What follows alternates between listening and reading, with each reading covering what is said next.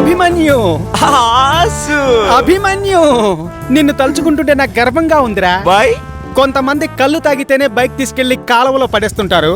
నువ్వు రాగా మందు కొట్టి ఎంత బాగా తోలుతున్నావురా. నేను చిన్నప్పటి నుంచి ఇంతే బావా. కావాలంటే వీల్ టర్న్ కూడా చూపెట్టనా? మరి కాళ్ళు చేతులు విరిగి వీల్ చైర్లో కూర్చోడానికా? భలే చెప్పావా, భలే చెప్పావు, భలే చెప్పావు నిన్నేరా ఎగతాలు చేశాను. ఎవరిని ఎగతాలు చేసినట్టు భలే చెప్పావంటున్నావు బావా. అలా చెప్పడం కూడా ఒక కళేరా. దానికి లైక్ కొట్టాలే తప్ప అన్లైక్ కొట్టకూడదు. అరే super super super super super super super పదరా పదరా పదరా. ఏమైందిరా? వచ్చిందా?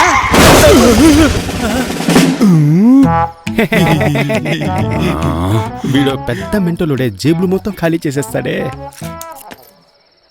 సారీ సార్, మేమిద్దరం డ్రంక్ అండ్ డ్రైవ్.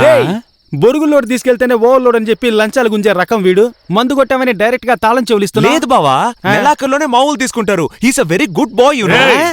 అవును, రాత్రిపూట వైట్ డ్రెస్ చేసుకుని నల్ల కలద్దాలు పెట్టుకుని ఎక్కడికి వెళ్తున్నారు? తీరా తీరా తీరా తీసి చూపించరా. అది ఏంటి ఓపెన్ చేస్తున్నారు? అల్ప కారణాలకే ప్రేమికులను వదిలించుకునే ప్రియురాళ్లను ఖండిస్తూ నిరవధిక నిరాహార దీక్ష పోరాటం. ఇట్లు ప్రేయసీలు వదిలేసిన ప్రియుల సంఘం. రిజిస్ట్రేషన్ 77/2018.